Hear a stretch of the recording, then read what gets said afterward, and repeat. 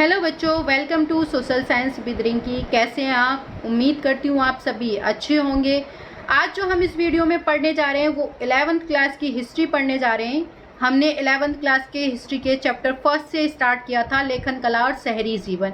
इसके कई सारे टॉपिक हम कवर कर चुके हैं। हम इसका इंट्रोडक्टरी पार्ट देख चुके हैं, हमने जो मेसोपोटामिया के बारे में पढ़ चुके हैं, सिटी लाइफ के बारे में पढ़ चुके हैं, कई सारी चीज़ें हम देख चुके हैं। जो कोई भी ये मेरा वीडियो पहली बार देख रहा है वो पहले चैनल को सब्सक्राइब कर ले, बेल आइकन दबा ले, और उसके बाद जो भी आपको प्लेलिस्ट में जा कर के आप इस चैप्टर से रिलेटेड जो भी टॉप वीडियोस हैं वो आप देख लें। उसके बाद आप क्या करें, इस वाले टॉपिक को देखें जिससे कि आपको अच्छे से चैप्टर समझ में आ जाए। आते हैं वापस टॉपिक पे। तो लास्ट टाइम जो हमने देखा था, हम शहरी जीवन के बारे में पढ़ रहे थे कि जो मेसोपोटामिया में लोग थे उनकी सिटी लाइफ कैसी थी, शहरी जीवन कैसे थे, किस तरह से मतलब वो उनके फंक्शंस वगैरह, त्योहार वगैरह होते थे, या शादी ब्याह वगैरह कैसे होते थे, प्रॉपर्टी में किसका हिस्सा होता था, किसका हिस्सा नहीं होता था, किस तरह से लोग रहते थे। ये सारी चीज़ें हम लास्ट टॉपिक में कवर कर चुके थे। आज जो हम पढ़ने जा रहे हैं वो हम इसी कंटिन्यूएशन में उरनगर का अवलोकन करेंगे। मतलब जो हमने शुरुआत में देखा था कि जो मंदिर के आसपास विकसित हुआ था एक नगर था, वो नगर कौन सा था? उरनगर। तो अब हम उस नगर के बारे में पढ़ेंगे कि इसकी बनावट कैसी थी, ये नगर कैसा था, लोग किस तरह से रहते थे। ये सारी चीज़ें हम इस टॉपिक में देखने वाले हैं। आइए देखते हैं। तो देखो, हम जब उरनगर की बात कर रहे हैं तो मैं एक बात कहूँगी कि आप जो मेसोपोटामिया और सिंधु घाटी सभ्यता उसको कंपैरिजन करके लेके चलना। क्यों? क्योंकि आपको ही फायदा होगा जब आप 12th क्लास में जाओगे तो वहाँ आप सिंधु घाटी सभ्यता के बारे में पढ़ोगे और आपको बहुत ईजी होगा चीज़ों को समझना, और आप एक कंपैरिजन लेके चल सकते हो। तो जो आपने 6th क्लास में भी बहुत कुछ पढ़ा होगा सिंधु घाटी सभ्यता के बारे में, ऐसा नहीं है कि आप अननोन हो, उससे आप नोन होंगे, अच्छे से आपको समझ में आया होगा। जो हड़प्पन सभ्यताएं आपने 6th क्लास में पढ़ी होगी, 3rd या 4th चैप्टर है, आरंभिक नगर कुछ करके इस टाइप से चैप्टर का नाम है, तो आपने पढ़ा होगा। तो मतलब आपको काफ़ी नॉलेज होगी उस बारे में। तो हाँ, आप कंपैरिजन कर सकते हो कि वहाँ के जो नगर होते थे वो किस टाइप के होते थे और यहाँ के नगर थे वो किस टाइप के थे। तो आते हैं टॉपिक पे।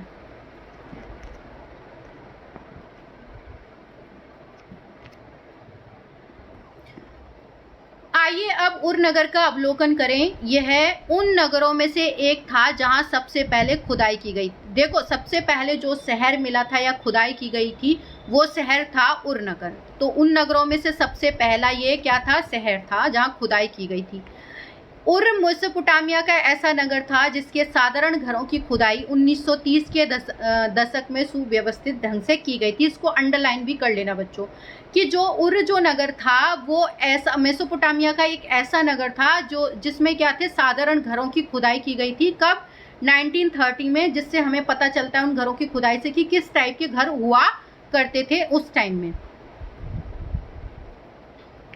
तो जो मेसोपोटामिया की जब उरनगर की खुदाई करी थी तो हमें क्या मिलता है ये देखते हैं। उसमें टेढ़ी मेढ़ी व सकरी गलियां पाई गई थी, जिससे पता चलता है कि पहिए वाली गाड़ियां वहां के अनेक घरों तक नहीं पहुंच सकती थी।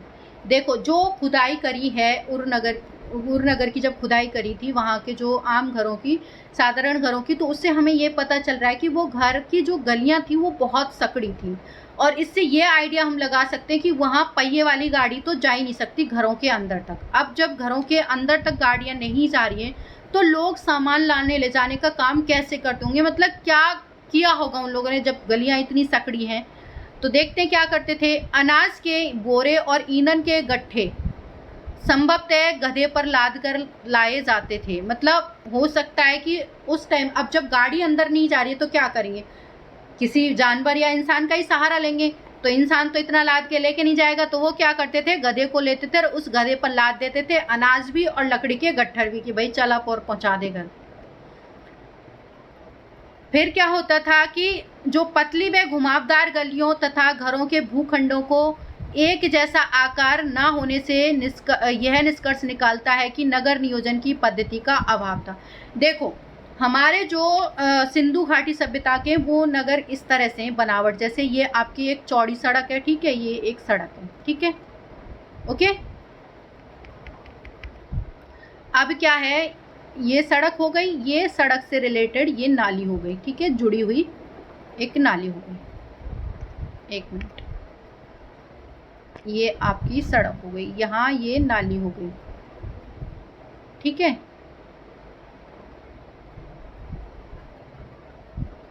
अब ये नालियों से ऐसे घर नियोजित रूप से बहुत योजना बनाकर, मतलब एक घर के बाद दूसरा घर, दूसरा घर के बाद तीसरा घर, और इनका मुंह मतलब इधर रोड की तरफ खुलता था मतलब। और यहाँ इनकी जो नालियाँ होती थी घरों की, इन नालियों से कनेक्टेड होती थी। अब ये देख रहे हो, एक तो स्ट्रेट है, सीधे नालियों से जुड़े हुए हैं, और यहाँ एक मेन नाली होती थी जिसमें ये जाके जुड़ते थे। ये नाली कहीं किसी बड़े नाले में जा कर के चले जाती थी, तो जो घरों की गंदगी मलबा ये सारा इसमें से इधर जा रहा है, ठीक है। प्रॉपर निकलने की ये ढकी हुई होती थी नालियाँ प्रॉपर, और इस तरह से अरेंजमेंट था। और ये चौड़ी सड़कें थी, तो यहाँ कोई सामान लाया जा रहा है तो यहाँ प्रॉपर गाड़ी आ सकती है, सामान अंदर घर के अंदर ले जाया जा सकता है, मतलब एक इस तरह से नियोजित करके घर बनाए। लेकिन जहाँ हम बात करते हैं मेसोपोटामिया की, तो मेसोपोटामिया में क्या था कि यहाँ जो घर जो बनाए गए थे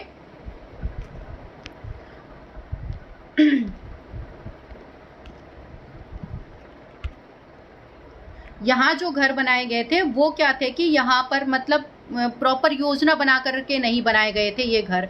ये क्या थे, टेढ़ी मेढ़ी गलियां थी, जैसे ऐसे जिगजैग जिगजैग। अब आप नालियां भी तो कैसे ये जिगजैग जिगजैग करके बनाओगे भी तो कैसे, तो अब यहाँ से कई सकड़ी गली है, यहाँ से चौड़ी है, यहाँ से सकड़ी, इस टाइप का योजना नहीं बनाई। तो इस तरह से पतली और घुमावदार गलियां होने की वजह से हम ये आइडिया लगाते हैं कि जो यहाँ के घर बनाए गए थे या भूखंडों का ऐसा आकार देख करके हम ये मतलब आइडिया लगा सकते हैं कि ये जो घर बनाए थे ये योजना बनाकर नहीं बनाए, जैसे जिसको जहाँ जगह मिलती गई उसने वहाँ ही घर बनाते चले गए, मतलब तभी ये टेढ़ी मेढ़ी और आपको गलियां मिल रही हैं। तो इनकी कोई योजना नहीं बनाई गई थी। तो यहाँ पर नगर नियोजन पद्धति का अभाव था, नगर नियोजन पद्धति का अभाव था। वहाँ गलियों के किनारे जल निकास के लिए उस तरह की नालियाँ थी जैसे आपके समकालीन नगर मोहनजोदड़ो में पाई गई हैं। जो देखो यहाँ पर जो नगर नियोजन तो था नहीं, तो वहाँ जो गलियों के किनारे थे उनमें जल निकास के लिए इस तरह की नलियाँ, जो जल निकास के लिए जो किनारे होते थे, कॉर्नर जो होते थे घरों के, वहाँ जो नालियाँ हैं वो इस टाइप की नहीं थी जैसी हमने हमारे जो मोहनजोदड़ो में देखी है प्रॉपर। मैंने अभी आपको बताया ना किस तरह की नालियाँ होती थी, वैसी नहीं थी जैसे कि हमने जो समकालीन नगर मोहनजोदड़ो में पाई है। बल्कि जल निकास की जो नालियाँ और मिट्टी की नालियाँ उन नगरों के घर के भीतर होती थी। यहाँ क्या होता था कि जो नालियाँ होती थी, जैसे आपका कोई घर है तो नाली यहाँ घर के अंदर ही होती थी, भीतर ही होती थी, मतलब यहाँ सड़कों पर नहीं थी, ठीक है, कि नालियाँ मतलब बाहर सड़कों की तरफ नहीं मिलती थी, भीतर आंगन में ही इनको जो है जल निकास की व्यवस्था की गई थी, मतलब घर के अंदर ही रखा गया था। एक बार आ जाते हैं, ठीक है। इन घरों में क्या होते थे, हौज बनाए जाते थे, जैसे मतलब नहीं होते गड्ढा खोद के इस तरह से जैसे आज के टाइम में टॉयलेट वगैरह का बनाया जाता है, तो हौज ज़मीन में एक ऐसा ढका हुआ गड्ढा होता था जिसमें पानी और मल जाता जैसे आजकल आप देखोगे वॉशरूम के लिए गड्ढा, वो पहले टैंक नहीं खुदवाते अब बड़ा सा, तो इस टाइप के वहाँ पर क्या है हौज होते थे। उरनगर का एक रिहायशी इलाका लगभग मतलब 2000 ईस्वी पूर्व का है। ये रिहायशी इलाका जो एक पिक्चर दिख रखी है ये 2000 ईस्वी पूर्व का है। इस तरह से नगर, अब आप देख रहे हो यहाँ कोई घर कहीं पर, कोई घर कहीं पर, कहीं आपको दिख रहा है ये गलियां भी छोटी मोटी टेढ़ी मेढ़ी, कोई कहीं किसी तरह पे जा रही है, मतलब एक प्रॉपर एक अरेंज वे में ये नहीं थे, योजना एक तरह से नहीं बनाई गई थी इनको बनाने के लिए। प्रॉपर पानी को निकालने के लिए भी, निकास की भी प्रॉपर अरेंजमेंट नहीं था। और ये इनमें क्या होती थी, जो नालियाँ होती थी वो मिट्टी की होती थी और उन नगर के जो घर के भीतरी आंगन में उनमें ही पाई जाती थी, मतलब उस टैंक में जो हौज बनाया जाता था उसी में वो नालियाँ जाती थी, जिससे यह समझा जा सकता है कि घरों की छतों का ढलान भी भीतर की ओर होता था। अब देखो जब नालियाँ भी अंदर जा रही हैं, मतलब उस हौद में जा रहा है पानी। तो जो घर होते थे प्रॉपर, मतलब जैसे अब आपके घर होते हैं ज़्यादातर ऐसे ढलान वाले होते हैं कि पानी बाहर की तरफ जाए, मतलब छत जो है ये पानी बहकर मतलब बाहर चला जाए।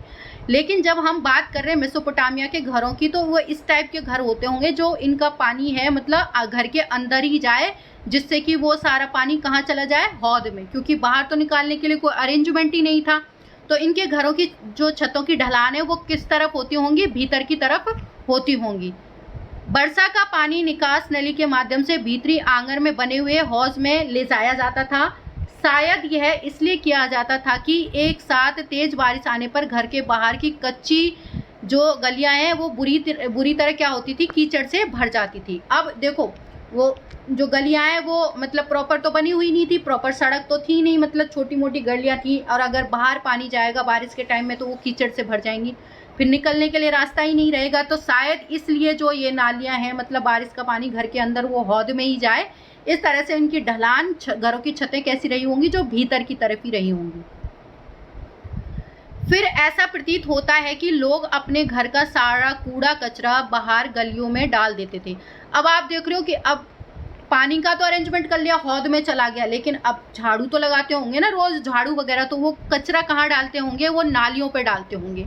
क्यों? क्योंकि ये देखा है कि बार बार इनको ऊपर अपना जो मेन डोर है वहां से ऊपर मतलब एक तरह से घर को जो ऊंचाई की जा रही है, जिससे ये पता चल रहा है कि जो कचरा वगैरह उस पे होता था नाली पे, तो वो घर के अंदर ना आए, इस वजह से उसको बार बार ऊंचा किया जाता था। देख लेते हैं, एक बार पढ़ लेते हैं।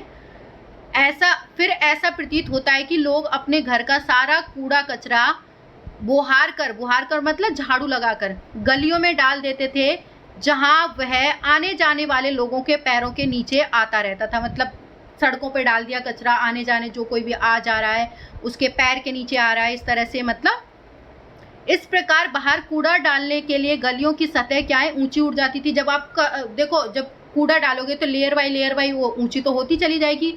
आज आप देख लो दिल्ली में बहुत जगह डंप यार्ड, आप कूड़े के पहाड़ देख रहे हो। अब आप सोचो वो जब कूड़ा आप गली में डालते चलो जाओगे तो गली भी ऊंची होती चली जाएगी, जिसके कारण कुछ समय बाद घरों की दहलीजों को भी ऊंचा उठाना पड़ता था। मैंने कहा था ना कि ये घरों की जो दहलीज होती थी उसको बार बार ऊपर उठाते थे।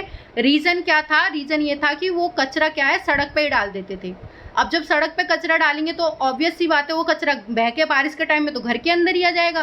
तो इसलिए ये क्या करते थे, घरों की दहलीज को बार बार ऊंचा उठाते थे, ताकि वर्षा के बाद कीचड़ बहकर घर के भीतर ना आ सके। कमरों के अंदर रोशनी खिड़कियों से नहीं बल्कि उन दरवाजों से होकर आती थी जो आंगन में खुलते थे। जो घर के अंदर जो था, मतलब भीतर के जो कमरे थे, उनके कमरों के अंदर जो रोशनी है, लाइट है, वो किससे आती थी? मतलब खिड़कियों से नहीं आती थी, खिड़कियों के अरेंजमेंट नहीं थे, बल्कि उन दरवाजों से होते थे, जो दरवाजे कहाँ है, आंगन की तरफ खुलते थे, वहां से।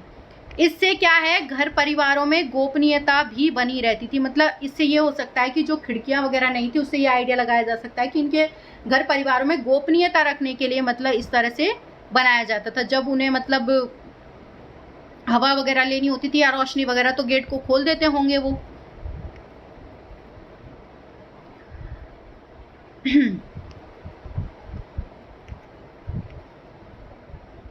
घरों के बारे में कई तरह के अंधविश्वास भी प्रचलित है, और उस टाइम के लोग मतलब अंधविश्वास में भी ट्रस्ट करते थे। जैसे आज के टाइम में लोग कहते हैं ना कि अच्छा बिल्ली रास्ता काट गई, नहीं अभी रुक जाओ, अभी नहीं जाओ, मतलब बिल्ली रास्ता काट गई, ये कहते हैं ना। घर से जैसे बाहर निकलो तो कोई छींक देता, अच्छा इसने छींक दिया, नहीं अब शकुन हो गया।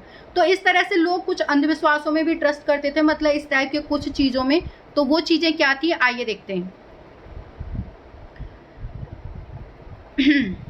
जिनके विषय में उर्मे पाई गई शकुन और अपशकुन संबंधित बातें पट्टिका पर लिखी मिली है। मतलब एक पट्टिका मिली है जिस पर शकुन और अपशकुन वाली बातें लिखी हुई मिली है, जिससे क्या पता चलता है कि मतलब क्या उनकी सोच थी। जैसे घर की दहलीज ऊंची उठी हुई होती है तो वह धन दौलत लाती है, कि अगर घर की दहलीज ऊंची उठी हुई है तो क्या है, धन दौलत लाएगी। और जो सामने का दरवाजा है अगर किसी दूसरे के घर की ओर ना खुले तो वह सौभाग्य प्रदान करता है। अब आप देख रहे हो कि जो हमारा जैसे फ्रंट वाला गेट है, कि मेरे सामने मेरा दरवाजा है, किसी दूसरे के घर के सामने ना खुले तो सौभाग्य की बात है। अगर ऐसा खुल रहा है दूसरे का भी सामने तो ये अच्छी बात नहीं। हालांकि इसका ये हो सकता है कि हो सकता है सामने वाला पड़ोसी आपको पसंद ना हो, उसकी शक्ल ना लड़ाई झगड़ा ना हो, ये भी तो सोच हो सकती है। लेकिन लोगों ने उसको क्या है, एक अंधविश्वास बना लिया कि जिससे कि क्या है कि सामने सौभाग्य प्रदान करता है अगर घर ना हो। लेकिन अगर घर का जो लकड़ी का मुख्य दरवाजा भीतर की ओर खुलता है और बाहर की ओर खुले तो पत्नी पति के नियंत्रण में बना रहेगा मतलब। लेकिन अगर जो हमारा घर का दरवाजा, जैसे लकड़ी के दरवाजे नहीं होते, कुछ को हम पुश करके मतलब अंदर की तरफ खोलते हैं, कुछ को बाहर की तरफ खोलते हैं, तो अगर जो घर का दरवाजा लकड़ी का जो मुख्य द्वार है वो भीतर की ओर ना खुल करके और बाहर की ओर खुले तो हो सकता है पत्नी पति के लिए यंत्रणा का कारण बनेगी, मतलब प्रॉब्लम का कारण बनेगी। तो मतलब भीतर की ओर खुला होना चाहिए दरवाजा, ना कि बाहर की ओर, उनके अकॉर्डिंग। अब हो सकता है किसी को रही हो अपनी बीवी से दुश्मनी तो बना दिया हो एक। और उर नगर के वासियों के लिए एक कब्रिस्तान था जिसमें शासकों तथा जनसाधारण की समाधियां पाई हैं। मतलब यहाँ उर नगर के वासी जो हैं उन जनसाधारण के लिए एक ऐसी कब्रिस्तान भी था जहाँ पर इनकी आपस में जो शासक भी हैं और जो नॉर्मल इंसान हैं उनकी समाधियां भी पाई हैं। लेकिन कुछ लोग साधारण घरों के फर्शों के नीचे ही दफनाए गए। लेकिन कुछ लोगों को क्या है, घरों के नीचे ही, जहाँ उनके घर वगैरह होते थे वहीं उनको दफनाया गया। जैसे आज के टाइम पे भी लोग गांव में क्या होते हैं, अपने खेतों में ही दफना देते हैं। कुछ तो शमशान घाट वगैरह में ले जाते हैं जहाँ सबको कंबाइंड जलाया जाता है, दफनाया जाता है, जो भी है। कुछ को वो नहीं लेके जाते, मतलब वहीं आपके खेत वेतों में दफना देते हैं या जला देते हैं, इस टाइप से।